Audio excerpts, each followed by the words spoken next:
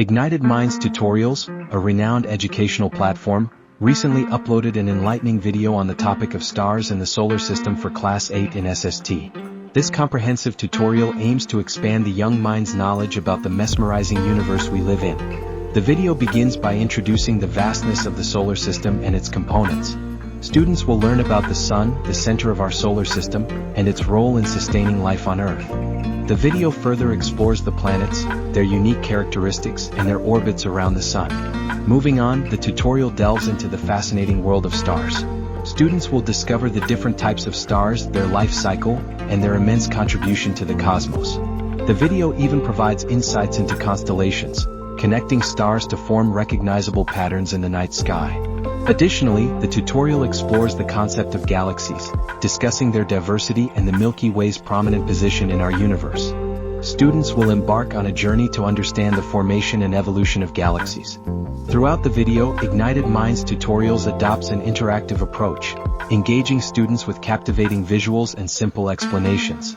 It encourages curious minds to explore beyond the classroom and develop a deeper understanding of the celestial wonders. With this invaluable resource, Class 8 students can unlock the secrets of the stars and the solar system, fostering a love for astronomy and an appreciation for the marvels of our universe.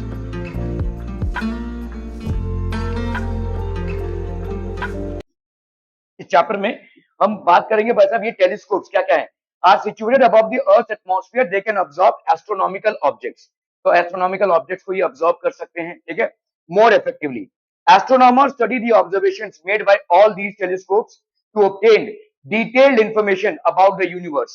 We are going to learn about all this in higher standards. Here let us learn about the properties of stars and their life cycle. तो हम यहाँ पे properties of stars and their life cycles को पढ़ेंगे. Okay, our galaxy has about 10 raised to 11 stars. 10 raised to 11 stars मतलब 1 2 3 4 5 6 7 8 9 10 11 इतने stars हैं हमारे खुद के गैलेक्सी में मिल्की वे गैलेक्सी में दूसरे गैलेक्सीज में और ज्यादा ठीक है its shape is like a disc with a bulge in the centre and its diameter is about 10 raised to 18 kilometer. The solar system is situated at a distance of 2 into 10 raised to 17 kilometer from its center.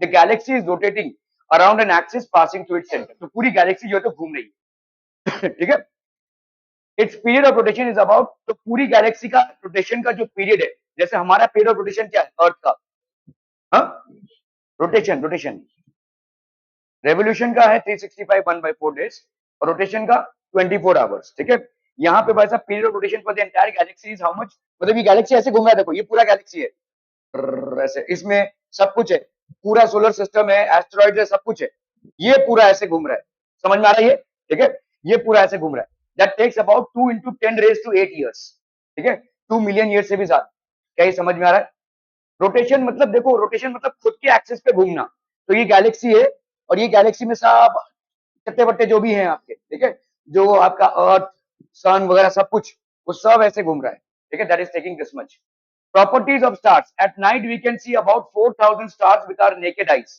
हम 4000 stars को देख सकते हैं without telescope without anything और कभी गिनने की कोशिश की है अरे तुमको फुर्सत कहाँ है वैसे हम लोग ये सब बचपन में करते थे आपको तो मोबाइल से फुर्सत मिल जाए है ना गांव में किया है कितने तक गए हो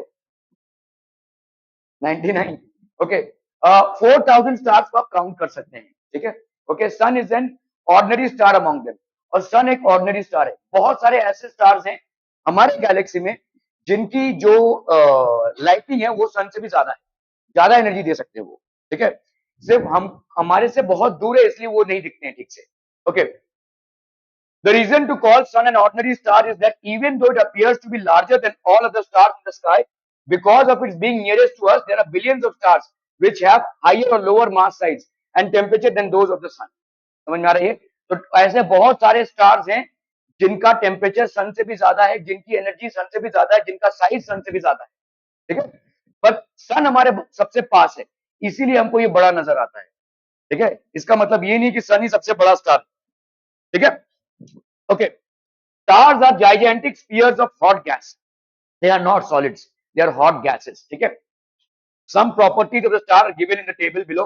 Hydrogen makes up for 72% of the mass of the sun, while helium is 26. तो आपका दो gases हैं, hydrogen and helium. ठीक है? हाइड्रोजन भाई साहब सन का कितना परसेंट है? 72% और हीलियम कितना है? 26%। इन दोनों में कन्वर्जन होता रहता है। ये रेडियो एक्टिव कन्वर्जन है, ये आप हायर क्लासेस में स्टडी करेंगे। तो इन दोनों में कन्वर्जन होता रहता है और इसी कन्वर्जन में एनर्जी रिलीज होती है। There is continuous conversion that is involve between these two gases, ठीक है, and energy release. The rest 2% is made up of elements heavier than helium. तो properties of the sun, mass कितना हो गया? इतना। Radius इतना हो गया। सरफेस टेम्परेचर इतना हो गया। टेम्परेचर द सेंटर इतना हो गया। एज इज दिस मच, ठीक है। That is how the sun is. Okay okay okay. The mass of the sun is about 3.3 lakh times that of the earth and its radius is 100 times that of the earth, ठीक है। तो 100 गुना बड़ा है, मतलब हमारे अर्थ की radius से। Other stars have masses between that of the sun and 100 times that of the sun. The radii can be 1 by 10 to 1000 times the radius of the sun. तो ये आपका रेड जायंट स्टार है, ठीक है। ये अलग अलग स्टार्स हैं बेसिकली, ठीक है। The masses of other stars are measured with respect to the mass of the sun. This means that the mass of the sun written as this, तो आपका जितने भी दूसरे स्टार्स हैं उनका जो मास है वो हम, जैसे देखो आप वेट करते हैं ना, वेट, तो आप क्या करते हैं, जैसे मान लो आपने 1 किलो शक्कर लिया और 1 किलो का बट्टा रखा इधर, ठीक है, तो बैलेंस हो गया, है ना। तो ये 1 किलो का शक्कर है, इसको हम 1 किलो कैसे बोल रहे हैं? इसका जो मास है वो 1 किलो के लोहे के बराबर है। समझ में आ रहा? लोहे का बट्टा रखा है, आपने देखा होगा ना तराजू, लोहे का बट्टा, ठीक है। तो ये लोहे का बट्टा रखा हुआ, तो इसका मतलब ये जो 1 किलो शक्कर है इसका मास 1 किलो लोहे के बट्टे के बराबर है। ऐसे ही दूसरे जितने भी आपके स्टार्स हैं इनका मास हम किसके साथ कंपेयर करते हैं? सन के साथ, ठीक है। और सन के मास को हम ये लिखते हैं, the masses of other stars are measured with respect to the mass of the sun, ठीक है। अदर स्टार्स का मास हम with respect to the mass of the sun measure करते हैं। The age of the sun and other stars which is the time elapsed after their formation can lie between a few million years to a few billion years. Few million years से few billion years तक है। If the properties of the sun had changed in its lifetime, it would have caused changes in the properties of the earth and the life of the earth. Detailed studies of the properties of the earth have led scientists to conclude that properties of the sun have remained unchanged over its lifetime. Properties जो sun के हैं वो unchanged हैं पूरे lifetime में। That is the past 4.5 billion years. तो 4.5 billion years तक वैसा उसके प्रॉपर्टीज में कोई भी चेंजेस नहीं आए हैं, ठीक है।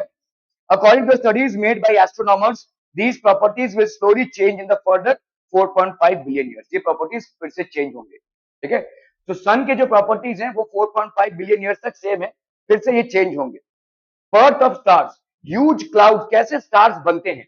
Huge clouds of gas and dust are present in the empty spaces between the star. तो समझ लो ये एक स्टार है और ये एक स्टार है, यहाँ पे भाई साहब इन दोनों के बीच में क्लाउड है, ठीक है। There is a huge cloud, ठीक है, और इसमें क्या है भाई साहब? गैस है, डस्ट है, ये सारी चीजें हैं, ठीक है। Okay, they are called as interstellar clouds. इनको अपन क्या बोलेंगे? जो स्टार्स के बीच में जो स्पेस होता है जिसमें क्लाउड डस्ट वगैरह भरा पड़ा है, इसको अपन बोलते हैं इंटरस्टेलर क्लाउड, ठीक है। Okay, shows a picture of such cloud taken by the Hubble Space Telescope. तो Hubble Space Telescope भाई साहब, इससे हमने पिक्चर निकाला हुआ है। Scientists use the unit of light year for measuring large distances, ठीक है। A light year is the distance traveled by light in 1 year, ठीक है।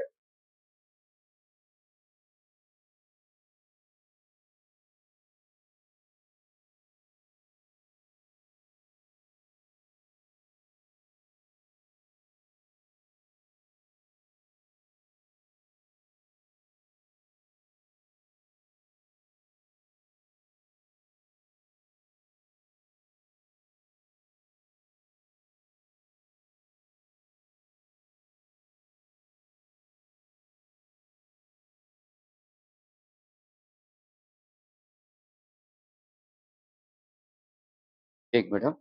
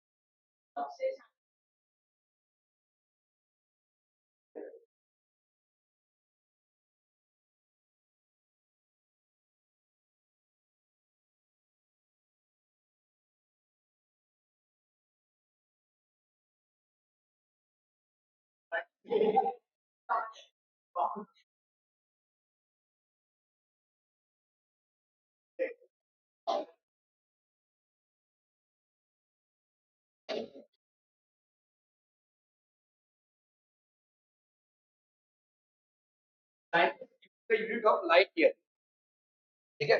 Light year, the light year is the distance travelled by light in 1 year. कितना distance travel कर रहा है light एक year में? लाइट का स्पीड कितना है बोलो? 3 इंटू 10⁸ मीटर पर सेकेंड, है ना भाई साहब। इसको कैसे कैलकुलेट किया जाता है? तो एक सेकंड में लाइट कितना ट्रैवल कर रहा है? 3 इंटू 10⁸ मीटर। तो अभी एक साल में कितने सेकंड्स होंगे? एक साल में होते हैं भाई साहब आपके 365 डेज। एक डे में कितने आवर्स होते हैं? 24 आवर्स। एक आवर में कितने मिनट होते हैं? 60 मिनट्स। और एक मिनट में कितने सेकंड होते हैं? 60 सेकंड। तो ये टोटल है सेकंड्स, ठीक है। This is the total of seconds in a year. तो इतने सेकंड्स में लाइट कितना ट्रैवल करेगा? यूनिटरी मेथड अगर आप लगाएंगे तो आंसर आ जाएगा, ठीक है। इसी को हम बोलते हैं लाइट ईयर। और इसकी वैल्यू कितनी आ रही है देखो, 9.5 इंटू 10⁻12, ठीक है। So this is the distance travelled by light in 1 year, ठीक है। The sizes of interstellar clouds are about a few light years. Few light years मतलब थोड़े बहुत लाइट ईयर्स। थोड़े बहुत लाइट ईयर्स मतलब एक लाइट ईयर ही भाई साहब देखो 9.5 इंटू 10⁻12 किलोमीटर से, इतना बड़ा है, ठीक है। The sizes, okay, light years takes a few years to go from one end to the cloud. तो यहाँ पे the sizes of interstellar clouds are about, तो लाइट टेक्स मतलब देखो ये अगर समझ लो इंटरस्टेलर क्लाउड है दो स्टार्स के बीच, if between two stars there is an interstellar cloud, इस इंटरस्टेलर क्लाउड का भाई साहब साइज कितना हो जाएगा? 9.5 इंटू 10⁻12 किलोमीटर, ठीक है। यहां से यहां तक लाइट को जाने में एक साल से ऊपर लग जाएगा, बहुत ज्यादा टाइम लग जाएगा, क्योंकि उतना ही टाइम लग रहा है यहाँ पे देखो।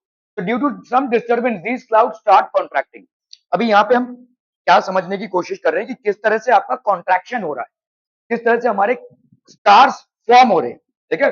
सो दीज स्टार्स, तो because of some disturbance the cloud start contracting. तो समझ लो ये आपका एक स्टार है, ये आपका एक स्टार है, इन दोनों के बीच में जो स्पेस है वो कॉन्ट्रैक्ट होना चालू हो जाता है सम डिस्टर्बेंस की वजह से, ठीक है। Okay, their density starts increasing and their temperature also starts to increase and a dense sphere of hot gas is formed due to the cloud. जैसे आप प्रेशर कुकर में देखते हो, प्रेशर कुकर में जब आप हीट देते हो तो अंदर ही अंदर भाई साहब क्या होता है? गैस फॉर्मेशन चालू हो जाता है। क्यों? क्योंकि उस गैस को आप बाहर आने नहीं दे रहे हो, है ना।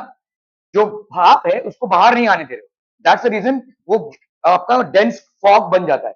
फिर जैसे सीटी बजती तो वो बाहर निकलता है प्रेशर से। तो इसी तरह से दो स्टार्स के बीच में जो इंटरस्टेलर स्पेस है दैट स्टार्ट्स कॉन्ट्रैक्टिंग। तो स्टार्ट कॉन्ट्रैक्टिंग स्टार्ट हो जाएगा भाई साहब, और जैसे कॉन्ट्रैक्टिंग स्टार्ट हो जाएगा डेंस फॉग बन जाएगा, इसका टेम्परेचर भी राइज होने लगेगा, ठीक है। Once the temperature and the density at the centre of the sphere increases sufficiently, nuclear energy, ठीक है, ये आपका भाई साहब थोड़ा सा स्कोप के बाहर है। न्यूक्लियर एनर्जी मतलब जैसे मैंने आपको बोला, जैसे सन है देखो, ठीक है, सन में आपका हाइड्रोजन और हीलियम इन दोनों में न्यूक्लियर कन्वर्जन हो रहा है, जिसकी वजह से क्या हो रहा है भाई साहब? आपका रेडियो एक्टिविटी हो रही है और ये टेम्परेचर मेंटेन है। Nuclear energy starts, generation starts there. Because of this energy generation the gas sphere becomes self luminous, मतलब इसमें से लाइट निकलने लगता है। देखो जैसे बल्ब कैसे ग्लो करता है, ये बल्ब नहीं, आपने वो वाले बल्ब देखे हैं, एलईडी बल्ब की बात नहीं कर रहा हूं, पहले जमाने के बल्ब देखे हैं। अरे भाई साहब तुम लोग ऐसे देख रहे हो, मतलब क्या बातें कर रहा हूं मैं, ये वाला बल्ब नहीं देखा है कभी, ठीक है। तो ये क्या होता है? टंगस्टन होता है। इस बल्ब को तुम छू नहीं सकते, इसको तो मैं आराम से छू सकता हूँ, ठीक है।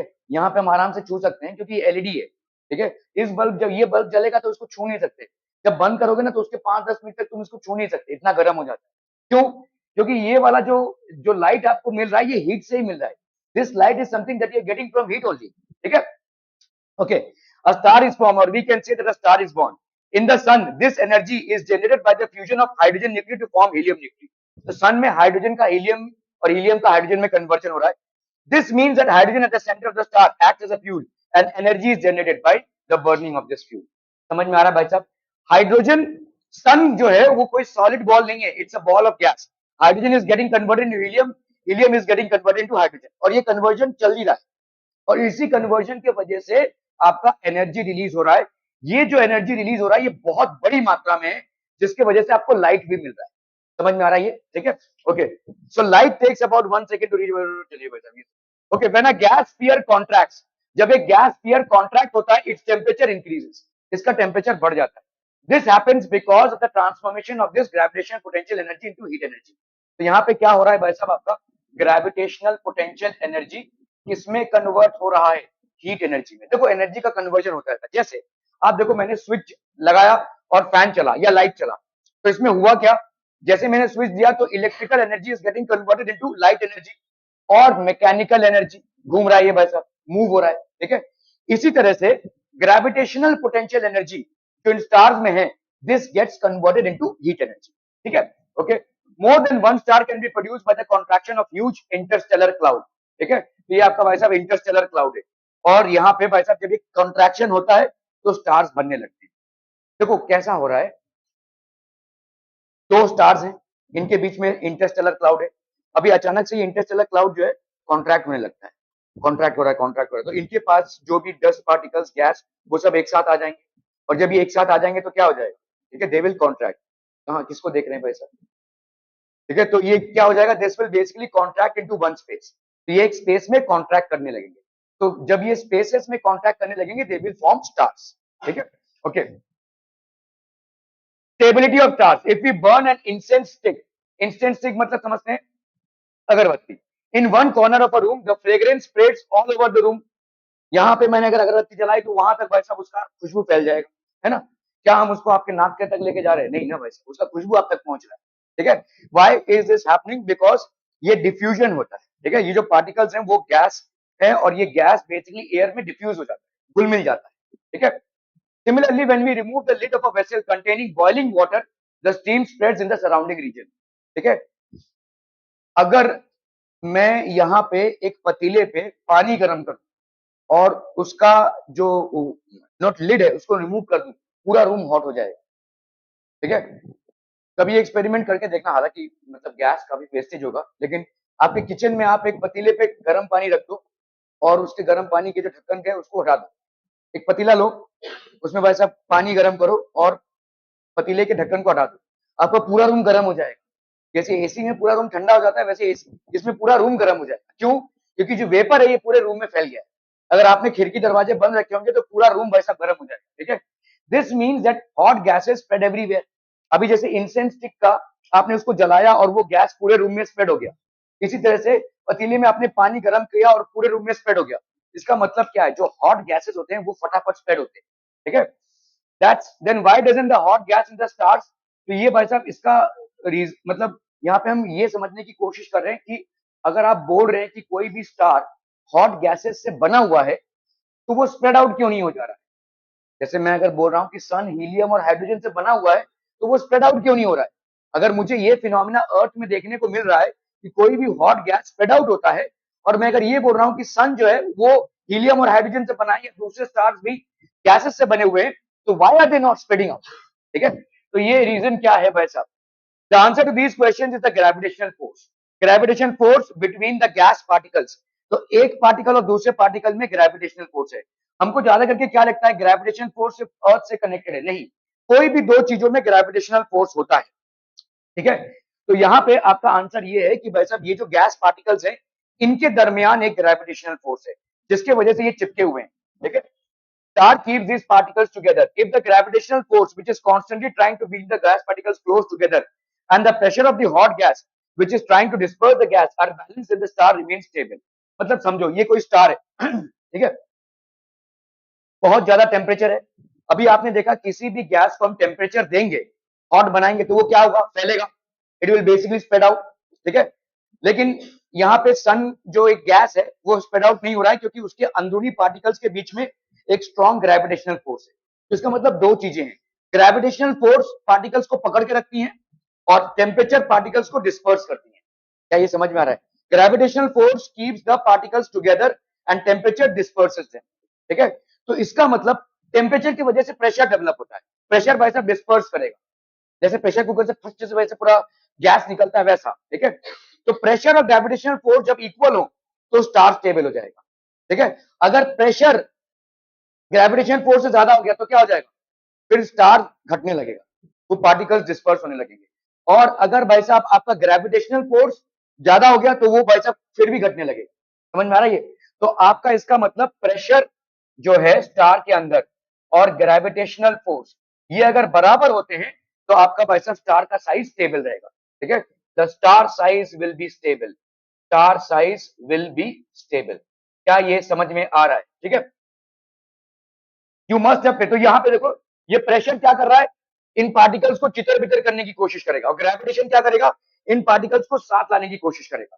अगर इन दोनों में that is pressure of hot gas और ग्रेविटेशन में इक्वालिटी है तो स्टार स्टेबल बना रहेगा। ठीक है, कह रहे you must have played tug of war. Tug of war देखा होगा आपने भाई साहब। ठीक है, दोनों टीम्स एक रस्सी को खींच रही है, अगर दोनों टीम्स का बाहुबल एक ही है, मतलब सेम है, तो वो रस्सी हिलेगी नहीं, जो टीम स्ट्रांग होगी रस्सी उसकी तरफ जाने लगेगी, है ना भाई साहब। ठीक है, वैसा ही यहाँ पे भी है भाई साहब, टग ऑफ वॉर हो रहा है दोनों के बीच में, किसके बीच में, ग्रेविटेशन और प्रेशर के बीच में। अगर दोनों का सेम है तो इट विल रिमेन इंटैक्ट। ठीक है, when the forces applied by both sides are equal they balance each other and the center of the rope remains static. When the force on one side of the rope is larger than that of the other side, the center of the rope moves towards that side. ठीक है, something similar happens in the case of a star. When the gravitational force and the gas pressure are balanced, the star is stable, but when one of them is more than the other, the star either contracts or expands. तो star या तो contract होगा या तो भाई साहब expand होगा। ठीक है, if there was no gas pressure in the sun it will collapse to a point in 1-2 घंटे में। ठीक है, आपका अगर कोई गैस प्रेशर नहीं होता, सन में अगर गैस प्रेशर नहीं होता तो सारे पार्टिकल्स में क्या है, पोटेंशियल ग्रेविटेशन फोर्स है, सब भाई साहब ये 1-2 घंटे में सन जो इतना बड़ा सा आपको दिख रहा है टुन्नू सा हो जाता है। ठीक है, कोलैप्स हो जाएगा 1-2 घंटे में। ठीक है, अगर ये प्रेशर ना होता। ठीक है, gas pressure depends on the density, तो किस किस चीज पे डिपेंड करता है, डेंसिटी पे और temperature of the gas. Higher the temperature the density higher is the pressure. तो दोनों चीजें जरूरी हैं, एक स्टार की स्टेबिलिटी के लिए दोनों भी चीजें जरूरी है, pressure of the gas and the gravitation force between the particles. Pressure of the gas and gravitation force between the particles, pressure and gravitation force both are required for the stability of a star. कोई एक भारी पड़ गया तो दूसरा कम हो जाएगा, अगर प्रेशर बहुत ज्यादा भारी पड़ गया तो क्या हो जाएगा, ये सब डिस्पर्स हो जाएंगे, और अगर ग्रेविटेशन फोर्स ज्यादा भारी पड़ गया तो ये कॉन्ट्रैक्ट हो जाएगा। समझ में आ रहा है? तो सन भाई साहब ऐसे डिस्पर्स हो जाएगा, लुप्त हो जाएगा, और वरना अगर ग्रेविटेशन फोर्स ज्यादा हो गया तो ये भाई साहब अगेन कंडेंस हो जाएगा। ठीक है, if we look at the sky at night we see only planets and stars, then how do we get information about other components of the universe? हमको दूसरा ये इंफॉर्मेशन कहां से मिलता है? The answer to the question is telescopes. अगर हम telescope से देखें तो हमको ये सारे बॉडीज प्रॉपरली दिखते हैं, नेकेड आई से नहीं दिखेंगे। Several telescopes are placed on the surface of the earth while some others are kept abroad, man-made satellites which are orbiting the। तो हमारा भाई साहब एक तो होता है, जैसे समझ लो ये अर्थ है, इसके आजू बाजू हमने सैटेलाइट्स लेके रखे हैं। इन सैटेलाइट से जैसे अगर आप देखोगे अभी इंडिया और ऑस्ट्रेलिया में मैच चल रहा है, ऑस्ट्रेलिया में चल रहा है, लेकिन आप देख पा रहे हो, कैसे देख पा रहे हो भाई साहब, एक सैटेलाइट है जो ऑस्ट्रेलिया से आपको रिले करा रहा है। समझ में आ रहा है? तो ऑस्ट्रेलिया से ही कैप्चर हो रहा है मैच, और वही सैटेलाइट आप तक पहुंचा रहा है मैच का सीधा प्रसारण। ठीक है, as these telescopes are situated above the Earth's atmosphere, they can absorb astronomical objects more effectively. Astronomers study the observation made by all these telescopes to obtain detailed information about the universe. ठीक है, we are going to learn about all this in higher standards. तो ये भाई साहब आपके telescopes होते हैं। Moon is visible due to reflected light. तो आपका जो मून होता है वो कैसे विजिबल होता है? Due to reflected light. ठीक है, तो सन का लाइट आ रहा है, मून पे गिर रहा है, मून से रिफ्लेक्ट होकर हमको दिख रहा है। मून का कोई खुद का लाइट नहीं होता है, moon doesn't have a light of its own, it is a non luminous object. However we are able to see moon, और moon appears to be a bright object in the sky because of the sun. ठीक है, okay. तो यहाँ पे भाई साहब आपका the earth and the moon does not produce its own light. तो ना ही अर्थ में और ना ही मून में कोई लाइट अपना है। The sun is the source of light. तो one half of the earth facing the sun, तो ये तो हम देख चुके हैं भाई साहब, ये सन से भाई साहब रेज आ रहे हैं अर्थ पे, तो आधा हमारा दिन होगा और आधा रात होगा। और यहाँ पे कुछ लोगों का रात अभी से होने लगा है, आपकी बत्ती गुले, आपकी थोड़ी थोड़ी बत्ती गुले। ठीक है, तो यहाँ पे इन लोगों का भाई साहब ऑलरेडी नाइट चालू हो गया। यहाँ पे आता है भाई साहब आपका moon. The other half experiences night. Light from the sun also falls on the moon. तो मून का हाफ जो है हमको क्या दिखेगा? ब्राइट दिखेगा। ठीक है, okay. It gets reflected and reaches the earth. तो यहाँ पे जो लोग हैं उनको ये आधा मून दिख रहा है, एक्चुअली पूरा मून नहीं दिख रहा है क्योंकि ये वाला पार्ट लिट अप नहीं है, it is not lit up. Moon is a non luminous object, it doesn't have a light of its own, ठीक है, it gets its light from the sun, so only part of the moon is visible. Okay, why does the moon sometimes appears full moon हमको क्या मिलता है और कभी कभी half क्यों दिखता है? आपने सबने देखा रहेगा भाई साहब, इसको हम क्या बोलेंगे ब्राह्मण जी? पूर्णिमा। ओके, और इसको क्या बोलेंगे भाई साहब? ओके, सो यहाँ पे आपका मून के अलग अलग position, phases of the moon, ठीक है। तो अगर आप देखोगे ये अर्थ है और अर्थ के आजू बाजू मून घूम रहा है, ठीक है, क्लियर? अर्थ के आजू बाजू मून घूम रहा है, तो फेजेस ऑफ द मून, अगर मून यहाँ पे होगा तो ऑब्वियसली भाई साहब सन का आधा ही लाइट मिलेगा इसको, तो it will appear like this, ठीक है। यहाँ पे लोगों को भाई साहब ये डे 1 है, ठीक है। ओके, सो ये आ गया आपका फुल मून, ठीक है। Here full moon is visible, so it is called as a full moon day, हम इसको भाई साहब फुल मून डे बोलेंगे। यहाँ पे now size of moon decreases, ठीक है, आपका भाई साहब साइज ऑफ मून डिक्रीज होता है, इसको हम बोलते हैं gibbous moon, this is known as gibbous moon. Okay, then we go to this, here half part of the moon is visible, ठीक है। यहाँ पे सब डिपेंड कर रहा है कि आप जहां पे हैं, अर्थ के जिस भी पार्ट में आप हैं वहां से आपको मून गोल ही है, वो आधा ऐसा नहीं हो रहा है, मून गोल ही है, ठीक है। वहां पे कितना लाइट सन का पहुंच रहा है, according to that light you are able to see the moon, ठीक है। तो इसको अपन क्या बोलेंगे यार, half part of the moon is visible, ठीक है। ओके, तो इसको अपन क्या बोलेंगे, हाफ मून, ठीक है। Okay, then when we come here, ठीक है, here moon appears in C shape, आपको भाई साहब ऐसा सी शेप का मून दिखेगा, ठीक है, you will see a C shape moon, इसको अपन बोलेंगे crescent moon, crescent moon. Okay, ये हो गया day 15, here we cannot see the moon, so it is called a new moon day, इसको अपन क्या बोलेंगे भाई साहब, न्यू मून डे, ठीक है। ओके, क्रेसेंट मून हो गया भाई साहब, हाफ मून, ये सारे आपके पोजिशन हो गए। देखो ये हो गया डे 29, मतलब मून जो है सन का अर्थ का एक चक्कर कितने दिनों में काट रहा है, 29 डेज में, इसी से आपका कैलेंडर बनता है 30-31 डेज का, हमारा जो 30 या 31 डेज का कैलेंडर बनता है ये इसी पे बनता है, ठीक है। ओके, और ये सारे भाषाओं में वैसे ही बनता है। तो अगर आप देखोगे मून का पोजीशन, ये फुल मून, ठीक है, फुल मून भाई साहब मतलब आपको पूरा पूरा मून दिखेगा ऐसा, और ये न्यू मून मतलब आधा ही मून दिखेगा, मतलब ऐसा, ठीक है। Okay, crescent moon, half moon, gibbous moon, फिर से ये चलता ही रहेगा सर, ठीक है। These are the positions. तो अगर आप देखोगे लूनर कैलेंडर बोलते हैं हम इसको, लूनर कैलेंडर बेसिकली आपके 29 डेज का कैलेंडर होता है, ठीक है, 29 डेज का कैलेंडर होता है। तो ये हो गया आपका भाई साहब, the day on which the whole disc of the moon is visible is known as the full moon day. Then we have there after every night, तो इसके बाद भाई साहब हर रात को आप देखेंगे तो साइज जो है तो डिक्रीज होता जाएगा, ये साइज भाई साहब डिक्रीज होता जाएगा, ठीक है। On the 15th day the moon is not visible, और इसी को हम बोलते हैं न्यू मून डे, इसको हम बोलेंगे अमावस्या, जिसको हम बोलते हैं ना, तो मून विजिबल ही नहीं होगा इसमें, ठीक है। फिर आपका 16, फिर 17, फिर वही cycle, after 15 days once again we see the full moon, ठीक है। तो मून का साइज डिक्रीज होता जाता है, एक मिड पॉइंट पे आएगा, फिर इंक्रीज होता जाएगा, समझ में आ रहा है ये? This is how the moon is visible through out a 29 day life cycle, clear है? ठीक है, okay. So the time period between one full moon to the next full moon is known as a month. इसी को अपन month बोलते हैं। आप अपना चाबी रख दीजिए प्लीज पहले, नोटबुक होनी चाहिए, पेन होना चाहिए हाथ में, चाबी नहीं। आगे बोलिए। मून येलो कब होता है, येलो कब नहीं होता है? अरे मैं बोल रहा हूँ येलो कब नहीं होता है, हर समय तो येलो होता है वो। अभी आपके अगर कुछ और दिख रहा हो, आपको क्या दिखता है? येलो दिखता है, आपको क्या दिखता है? तो या तो हमारे आई साइड में प्रॉब्लम होगा या तो आपके आई साइड में प्रॉब्लम होगा, ठीक है। व्हाइट कहाँ से दिख रहा है पता नहीं आपको। Okay, the various shapes of the bright part of the moon as seen during a month are called as the phases of the moon, ठीक है, these are known as the phases of the moon. Okay, we never see the back side of the moon from the earth, हमको भाई साहब back side नहीं दिखेगा, consider a pointer, ठीक है। Okay, the tip represents the front side of the moon, let's say ये front side है, ठीक है, ये फ्रंट साइड है। ओके, तो ये देखो ऐसे घूम रहा है, this is how it is evolving, समझ में आ रहा है? ये फ्रंट साइड आपकी तरफ है, this is how the entire direction is. तो आप देख रहे हैं फ्रंट साइड का पोजीशन कैसे चेंज होता जा रहा है, this is how it is changing. तो इसका मतलब मून का पोजीशन भी चेंज होता जा रहा है। Have we notice what we have scene?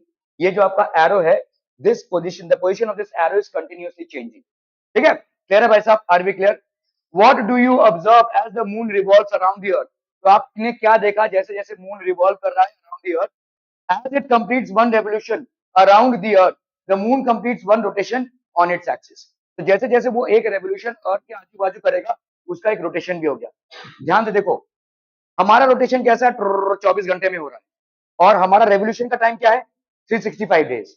यहाँ पे देखो ऐसे घुमा मतलब ये पॉइंट इधर था और फिर ऐसे घूमते हुए ये पॉइंट इधर आया.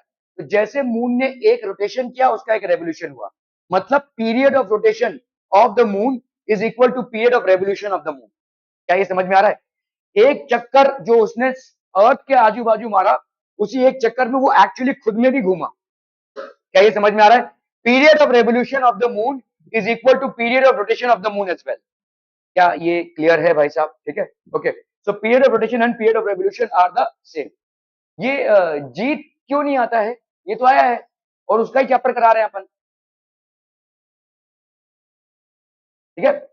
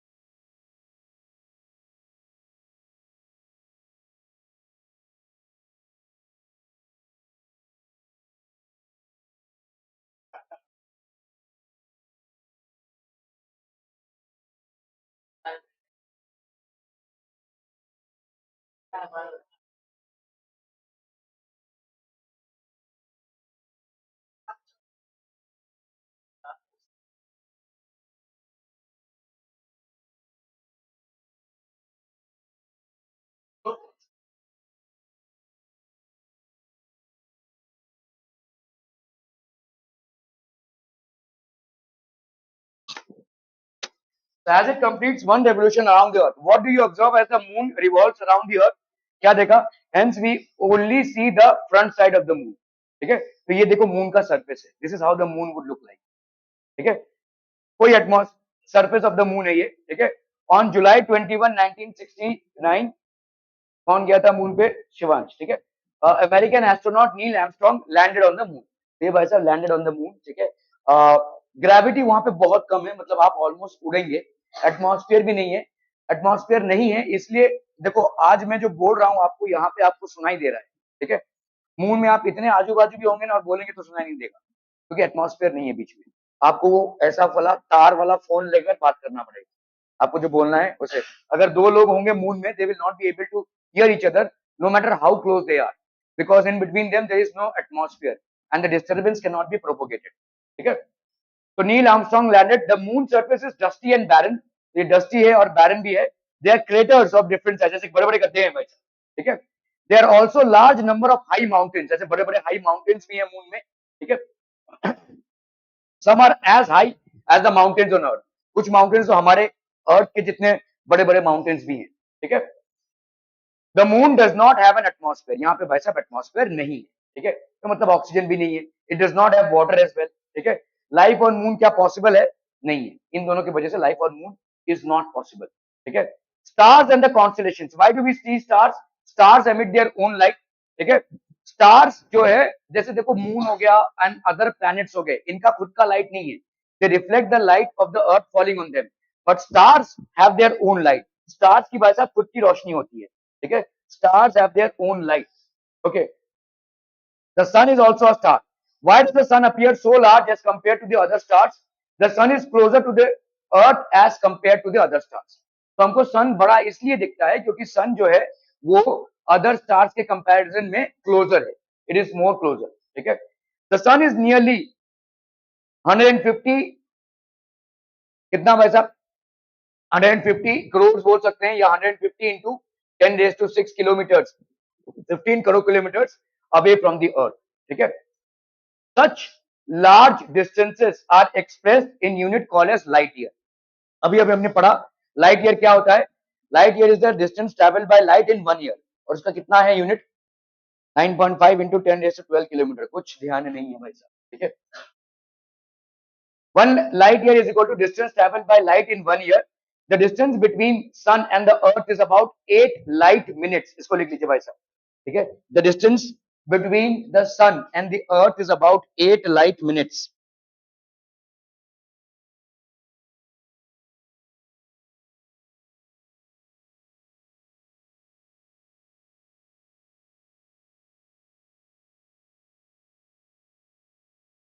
ठीक है? Okay. The next nearest star is Alpha Centauri. This is basically Alpha Centauri from the earth. ठीक है? और इसका भाई साहब कितना है? 4.3 लाइट ईयर्स है। ये 8 लाइट मिनट्स है। ठीक है? काफी पास है ये 4.3 लाइट ईयर्स है। ठीक है? Alpha Centauri is approximately 4.3 light years. Evolution of stars. Evolution of a star मतलब क्या होता है भाई साहब? Means change in its properties with time, resulting in its passing through different stages. अलग अलग stages से भाई साहब star pass होता है. We have seen the properties of the sun have not changed in the past 4.5 billion years. Stars evolved very slowly for most of their lifetime. बहुत धीरे धीरे इनका evolution होता है. ठीक है? As stars are continuously emitting energy, their energy is constantly decreasing. तो stars की energy constantly decrease होती रहेगी. For their stability to remain intact, that is for maintaining a balance between the gas pressure and the gravitational force, it is necessary the temperature remains constant. तो अगर किसी star का temperature constant रहता है तो pressure और gravitational force एक दूसरे को बैलेंस करेंगे और वो स्टार स्टेबल रहेगा. For temperature to remain constant, energy must be generated inside the star. तो एक एनर्जी जनरेट होनी चाहिए. जैसे आपका बॉडी टेम्परेचर कांस्टेंट है, क्यों? क्योंकि आप खा रहे हैं और खाने से एनर्जी प्रोड्यूस होती है. ठीक है? That's how your body is maintaining a constant temperature. The generation of energy, मरे हुए आदमी का बॉडी बोलते हैं ना ठंडा पड़ गया, क्योंकि अभी उसकी बॉडी में कोई मेटाबॉलिज्म नहीं होगी, अभी कोई एनर्जी मैन्युफैक्चरिंग नहीं होगी, तो इस बॉडी विल गो कोल्ड. क्या ये समझ में आ रहा है? ठीक है? क्या कर रहे हैं? ध्यान नहीं है आपका बिल्कुल भी. This generation of energy occurs because of burning of fuel at the center of the star. The reason of the evolution of stars is the burning of and therefore the decrease in the amount of fuel in their center. When the fuel in the center finishes, the energy generation stops. ठीक है? तो आपका जब fuel खत्म हो जाएगा centre में, तो energy generation will also stop. As a result, the temperature of the star starts decreasing. Due to the decrease in temperature, ठीक है, the gas pressure decreases and the balance between gas pressure and gravitational force cannot be maintained. अब भाई साहब नहीं होगा. As the gravitational force is now higher than the gas pressure, the star starts contracting. तो ये contract होने लगे. This causes another fuel to start burning. When hydrogen at the center is finished, helium starts undergoing fusion and energy generation starts again. How many fuels will be used depends on the mass of the star. ठीक है? तो ये depend करता है आपके मास of the star में.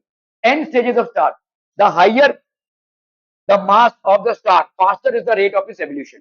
जितना ज्यादा मास उसका मास होगा, उतना जल्दी उसका एवोल्यूशन हुआ है. The different stages during the evolution of the star, which is the path of evolution of the star, also depends upon its mass. We have seen that when the energy generation stop, किसी भी star में अगर energy generation stop हो जाएगा तो वो star collapse कर जाएगा, क्योंकि अभी प्रेशर कम हो गया है. जैसे जैसे एनर्जी कम हो जाएगी, प्रेशर कम होता जाएगा, और जैसे जैसे प्रेशर कम होता जाएगा, ग्रेविटेशनल एनर्जी बढ़ती जाएगी, जिसके वजह से सारे पार्टिकल्स एकदम सिकुड़ने लगेंगे. ठीक है? It will condense. Okay, the temperature is causing the gas pressure to decrease. The star contracts and its density increases. When the density becomes very high, some new types of pressures are generated, which do not depend upon the temperature of the gas. In such case, the gas pressure remains constant even after the energy generation stops completely, and the temperature of the gas goes on decreasing. The stability of the star can remain intact forever, and this can be considered as the end stage of star. ठीक है? ये star का and stage हो जाएगा, इससे ज्यादा वो contract नहीं होगा. ओके, तो आप देखोगे यहाँ पे low mass star, red giant, explosion, white dwarf, ये अलग अलग भाई साहब लाइफ साइकिल ऑफ स्टार्स हैं. There are 3 ways of evolution of stars depending on their initial mass. ठीक है? thus we can divide stars in 3 groups. The path of evolution and the end stage for all stars in the same group is the same. So let us learn more about it. End stages of stars having initial mass less than 8 times the mass of the sun. तो अगर आप देखोगे mass of star is less than 8 times the mass of the sun. ऐसे stars की बात कर रहे हैं. ठीक है? ऐसे स्टार्स की बात कर रहे हैं जिनका मास of the star is less than mass of the 8 times the mass of the sun. ऐसे स्टार्स की बात की जा रही है. Stars in this group undergo huge expansion and their radius increases by a factor of 100 to 200. इतना बढ़ जाता है वैसे इनका radius. In this stage they are called as red giant stars. This name is given because of the large size and because of the fact that the stars look reddish due to their lower temperature. the size of a red giant star in comparison to other type of stars is shown. At the end of this evolution, these stars explode and their outer gas envelope is thrown out. ये बढ़ते जाते फट से एकदम blast हो जाएंगे. तो ये जो बाहर का एटमॉस्फेयर है, ये बाहर का जो गैस एनवेलप है, वो थ्रोन आउट हो जाएगा. The inner part contracts and its size becomes similar to the size of the Earth. As the mass of the star is much higher than that of the Earth and the size is similar to that of the Earth, the density in the star becomes very high. In this state, the pressure due to the electrons in the star becomes independent of temperature. तो temperature से independent हो जाता है. जब भी process temperature से independent हो जाए तो वो स्टार स्टेबल हो जाएगा. ठीक है, and is able to balance the gravitational force of Earth. In this state, the star looks white and due to its small size, it's called a white dwarf. After this, its temperature keeps on decreasing, but its size and mass remain unchanged. इसका temperature decrease होता रहेगा, लेकिन size और mass remains unchanged and white dwarf is seen. Okay, अभी हम आते हैं भाई साहब, when the sun will become a red giant, its diameter, ऐसा sun के साथ भी होगा. एक दिन ऐसा आएगा कि sun भी भाई साहब बस हो जाएगा. ठीक है, और जैसे ही वो हो जाएगा, सोलर सिस्टम हमारा खत्म हो जाएगा. Because that's the only source of energy that we have. Okay, so that it will swallow Mercury. Sun एक दिन इतना बड़ा हो जाएगा, red giant, its diameter will increase so much so that it will swallow Mercury. Mercury को वैसा भी swallow कर जाएगा. ऐसा एक दिन expand होना चालू करेगा और Mercury इसके अंदर गया and Venus भी जाएगा. It is possible that Earth will also be absorbed. Earth भी जाएगा. ठीक है, ऐसा possibility है. It will take 4 to 5 billion years for the sun to reach this state. तब तक थोड़ा चैन की सांस ले लो ना भाई साहब. तो इसमें कम से कम 4 से 5 बिलियन इयर्स लगेंगे ऐसा होने में. 10 stages of stars having masses between, अभी हमने देखा mass of star when it is less than कितना times of the mass of sun, 8 times. अभी हम देखेंगे 8 to 25. ठीक है, तो mass of the star is greater than 8 times the mass of the sun and less than 25 times the mass of the sun. ठीक है, okay. These stars also go through red giant stage and later through the super giant stage, during which their size may increase 1000 times. The huge explosion called the supernova explosion बोलते हैं हम, which occurs at last is very powerful and so much energy is given off that we can see the star during the day also. उस time पे हम दिन में भी इसको देख सकते हैं, इतनी ज्यादा एनर्जी इससे इवॉल्व होती है. The central portion which is left behind after the explosion contracts and its size becomes as small as about 10 kilometers. In this state, the stars are completely made up of neutrons and are called as neutron stars. इसको अपन neutron star बोलेंगे. The pressure of these neutrons is independent of temperature and is capable of balancing the gravitational force forever. ठीक है, neutron star is the end stage of the star. तो इनका भाई साहब neutron stage ही तो supernova explosion है ये. ठीक है, और इनका लास्ट स्टेज क्या है, न्यूट्रॉन स्टेज. ठीक है, as the size of the white dwarf, तो हमने देखा रेड जायंट और व्हाइट ड्वार्फ. ठीक है, तो रेड जायंट किसमें होता है, तो आपका व्हाइट ड्वार्फ में is similar to that of the earth. The density is very large. One spoonful material of white dwarf will weigh a few tons. एक स्पून का अगर हम लेंगे, ट्रक में जो ऐसा टन रहता है वैसा. ठीक से बैठेंगे जरा, बहुत इरिटेटिंग है आपका ये body posture. As neutron stars are much smaller than the white dwarfs, their density is even higher, and one spoonful material of these stars will weigh as much as the weight of all living beings on the earth. एक spoonful मतलब पूरे अर्थ में जितने living beings हैं उनके wait के बराबर होगा. A star in our galaxy exploded about 7,500 years back. 7,500 साल पहले एक स्टार हमारे गैलेक्सी में एक्सप्लोड हुआ था. As the star is about 6,500 light years away from us. गनीमत है कि इतनी दूर था, वरना उसका असर हम पे आता था और इतनी जोर से आता था कि हम भी जल जाते थे. ठीक है, the light emitted in this explosion took 6,500 years to reach us. तो इतना टाइम लगा उस लाइट को. It was first seen on the earth by the Chinese in the year 1054. It was so bright that it could be seen during the day also for almost 2 years. 2 साल तक की light हमको दिखा. ठीक है, जो explosion 7,500 साल पहले हुआ था उसका लाइट हम तक पहुंचा 6,500 साल बाद, और ये हमारे आकाश में 2 साल तक दिखा था. ठीक है, ओके. आफ्टर, अच्छा है कि भाई साहब इतनी दूर था, वरना इसके लाइट से हम भी भाई साहब भस्म होते, इतना ज्यादा एनर्जी होता था. ठीक है, after 1000 years of the explosion, the gases emitted during the explosion are seen to be expanding with velocities higher than 1000 kilometer per second. अभी हम आते हैं भाई साहब लास्ट वाले में, जहां पे तो देखो हमारे 3 स्टार्स हो गए.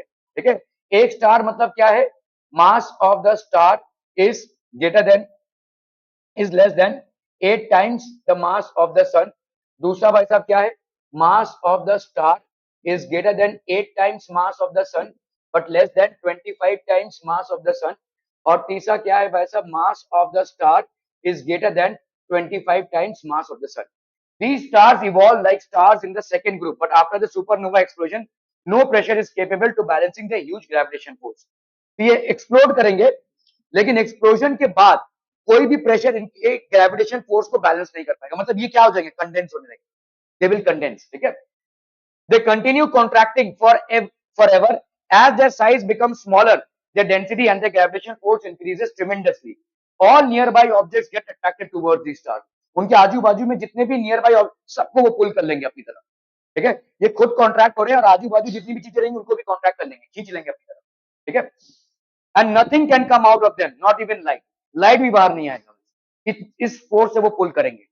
Also any light falling on these stars does not gate reflected and gets absorbed inside the sun. Light को भी absorb कर लेंगे, लाइट को भी खींच लेंगे, इसको जाने नहीं देंगे. Thus we cannot see the star at all, but can probably see a minute black hole at its base. Black hole के बारे में आपने सुना होगा. This is what black hole is. ठीक है. This end stage of the star is therefore called a black hole. Thus we have seen that depending on mass, there are 3 paths of evolution and 3 end stages of stars. तो आपके भाई साहब ये वाला जो ये white dwarf, ठीक है, ये वाला भाई साहब हो गया न्यूट्रॉन स्टार, और greater than 25 times the mass of the sun is black hole. ठीक है. So these are the different stages that we have. Okay. Constellations क्या होते हैं भाई साहब? ठीक है. पैटर्न. ठीक है. आप डॉट्स को जैसे जोड़ते हैं तो एक पैटर्न बनता है, ऐसे कॉन्स्टेलेशंस होते हैं. The ancient people devised a way to recognize the stars in the sky. They identified group of stars that resemble objects on Earth. The stars forming a group that has a recognizable shape is called a constellation. चाची क्या कर रही हो? ठीक है. इसको अपन बोल रहे हैं constellation. Okay. Ursa Major constellation, it is the most famous constellation which you can see during summer time in the early part of the night. तो आपको इस तरह से आपका एक कॉन्स्टेलेशन दिखेगा. There are 7 prominent stars. तो इस तरह के 7 प्रोमिनेंट स्टार्स हैं. तो एक स्पून की तरह दिखता है. अगर आप देखोगे इनको जोड़ दोगे 1 2 3 4 5 6 7 इस तरह का दिखेगा. ठीक है. It appears like a big ladle और a question mark. Question mark की तरह भी दिखेगा. उल्टा देखो अगर ऐसा. ठीक है. तो इसको मतलब हिंदू माइथोलॉजी में इसको सप्तऋषि बोलते हैं. 7 क्वेश्चंस. ठीक है. It appears like a big ladle और a 7 question mark. It is also known as the great bear, big dipper और सप्तऋषि. जैसे मैंने आपको बोला सप्तऋषि मतलब 7 क्वेश्चंस. ऐसे जोड़ोगे तो देखो क्वेश्चन मार्क दिख रहा है. ऐसे ऐसे क्वेश्चन मार्क दिख रहा है, उल्टा क्वेश्चन मार्क. तो इसको सप्तऋषि बोलते हैं. ठीक है. It is also known as the great bear और बिग डिपर और द सप्तऋषि. उर्सा मेजर है भाई साहब ये. ठीक है. पोल स्टार अर्थ के एक्सिस पे. The pole star is located in the direction of the earth axis. ठीक है. ये पोल स्टार है. ये आपको भी कभी भी दिखेगा, आप भी देख सकते हैं इसको. ठीक है. It is always pointed towards the north pole. ज्यादा करके जितने भी नेविगेटर्स होते हैं या जितने भी भाई साहब आपके ट्रैवल करने वाले लोग होते हैं इसको बहुत एक्सटेंसिवली यूज करते हैं. Ancient sailors identified north direction using the pole star. ठीक है. All stars appear to move around the pole star. जितने भी स्टार्स हैं वो सब के सब ऐसे पोल स्टार एक जगह पे फिक्स रहेगा और बाकी सारे ऐसे घूम रहे हैं क्योंकि हम घूम रहे हैं. ठीक है. हम घूम रहे हैं इसके वजह से बाकी सारे घूम रहे हैं. ठीक है. क्लियर है? Okay. Orion, it can be seen during winter in the late evenings. Orion मतलब बिस्किट जो आता है ना. Okay. So this is basically Orion. ये पैटर्न है. इट हैज 7 और 8 ब्राइट स्टार्स. ठीक है. तो अलग अलग लोग पैटर्न वैसा बनाते हैं. It is known as Orion और the hunter. The 3 middle stars depend the belt of the hunter. ये आपका बेल्ट है, हंटर का बेल्ट है. कुछ भी बना लो भाई साहब, है ना. Serious is the bright star in the sky. तो ये आपका ब्राइट स्टार है. ठीक है. ओके. और ये हमेशा इसके एज लिखा रहेगा. Cassiopeia constellation. ठीक है. ये आपका भाई साहब it is visible during the winter in the early part of the night. It looks like the distorted letter W. W या एम जो भी मानना है. ठीक है. Okay. Named after the Greek queen Cassiopeia. ठीक है. इनके नाम पे है भाई साहब. Planets revolve in a definite path around the sun. This path is known as the orbit. The time taken to complete one revolution is called the period of revolution. Okay. The planet also rotates on its axis. The time taken to complete one rotation is called the period of rotation. ठीक है. Okay. Planets हो गए भाई साहब आपके क्या क्या, mercury, Venus, अर्थ और मार्स. इनको अपन क्या बोलेंगे? These are known as the inner planets. ठीक है. इसके बाद आएगा जुपिटर, सैटर्न, यूरेनस, नेपच्यून. एक और प्लैनेट था Pluto, which we are not considering as a planet because it is no longer in its orbit as of now. ठीक है, तो इनको हम outer planets बोलेंगे. They have very few moons. इनके पास काफी कम moons है. They have large number of moons. For example, Jupiter itself has more than 12 moons. ठीक है, तो ये सब आपके भाई साहब हो गए planets. ओके, मरकरी भाई साहब, मरकरी जिसको हम बुध बोलते हैं, the planet Mercury is the nearest to the sun. ठीक है, then it is the smallest planet of our solar system, सबसे स्मॉलेस्ट प्लैनेट है. It is very difficult to observe it as most of the time it is hidden in the glare of the sun. ठीक है, कभी कभी आपको दिख जाएगा ऐसे. It can be observe just before sunrise और after the sunset near the horizon. जैसे टुन्नू सा एक स्टार दिखेगा ये मरकरी. ठीक है, so it is visible only at places where trees or buildings do not obstruct the view of the horizon. ठीक है, आज के लिए जाइए, यहां तक ही रखते हैं. आपका शायद